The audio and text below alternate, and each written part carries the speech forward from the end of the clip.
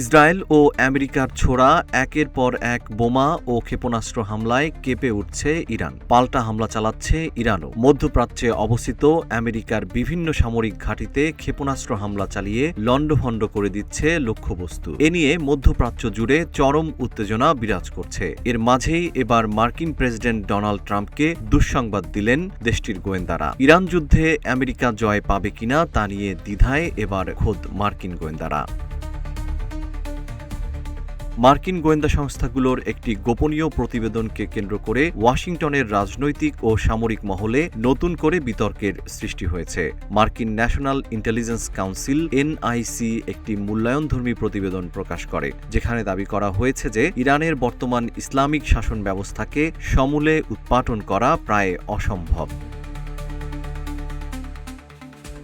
গোয়েন্দারা বলছেন, ২৮ ফেব্রুয়ারি শুরু হওয়া অপারেশন এপিক ফিউরি নামের সামরিক অভিযানের ফলাফল বিশ্লেষণ করে তারা এই সিদ্ধান্তে উপনীত হয়েছেন। প্রতিরক্ষা বিশেষজ্ঞ রুবেন জনসন ওয়াশিংটন পোস্টের বরাতে এই সংবেদনশীল তথ্যের বিস্তারিত তুলে ধরেছেন, যা বর্তমানে আন্তর্জাতিক রাজনীতির কেন্দ্রবিন্দুতে পরিণত হয়েছে।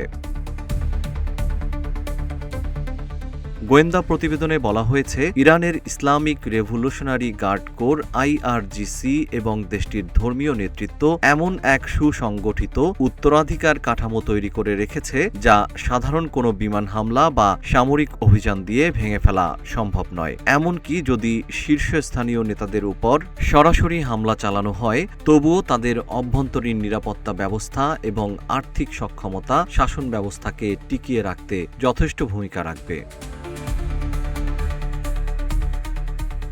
মার্কিন প্রেসিডেন্ট ট্রাম্প একটি সাম্প্রতিক সাক্ষাৎকারে জানিয়েছেন, তিনি ইরানের বর্তমান ব্যবস্থার সংস্কার নয়, বরং একে পুরোপুরি পরিষ্কার করে নতুন একটি সরকার গঠন করতে চান। তবে ট্রাম্পের এই উচ্চাভিলাষী পরিকল্পনার সাথে মাঠ পর্যায়ের বাস্তবতার একটি বড় ফারাক রয়ে গেছে বলে এনআইসি এর প্রতিবেদনে সতর্ক করা হয়েছে।